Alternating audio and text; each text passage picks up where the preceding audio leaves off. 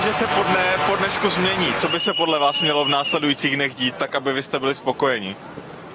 Ať se s náma vláda začne bavit. My nechceme nic, co není reálného. Jsou i zákony, že my nemůžeme prodávat komodity pod cenou. Jo. My samozřejmě to vydržíme, je to trh, to, že se houpe, jednou je cena nahoře, jednou dole, na to jsme zvyklí. Ale teďka ta beznaděj, to, jak nás všichni hodili přes palubu, to, jak s náma nikdo nejedná, to je, proč jsme tady. Vidíte, dneska je tady vysypaný hnůj, jo. Je to akce nás, obyčejných zemědělců. A tohle, že tady skončil hnůj, se bude opakovat. V příští týdnech to bude úplně všude po celé republice, pokud se tady v těch barákách nikdo nesvedne a nebude s náma normálně jednat.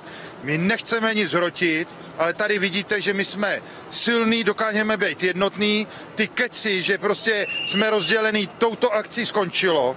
To si musí uvědomit všichni. A opravdu chceme jenom si sednout a to, co nám bylo slíbeno, tak se o tom bavit. Nic nebudeme hrotit, ale vidíte, že už to k tomu schyluje, jo, pokud se nikdo nebaví. Těch 5 bodů, co jsme dali ministrovi zemědělství, tak vláda se všema si vytřela prdel s náma.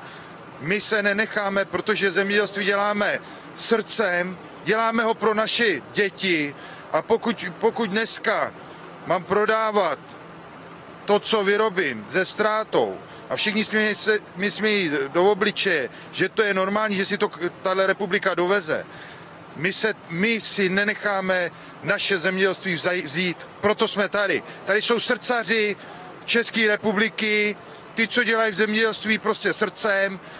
Dělám to 30 let a takovou beznaděj jako teď, ten poslední měsíc jsem nezažil. A není to jenom o dovozu, jo. Je to o přístupu vlády k zemědělství. To si všichni musí uvědomit.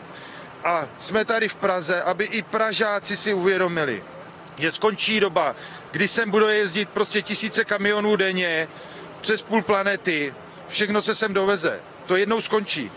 A budeme rádi, že tady je fungující zemědělství. Na to všechny mocnosti vždycky doplatili, že si nevážili svý vnitřní produkce.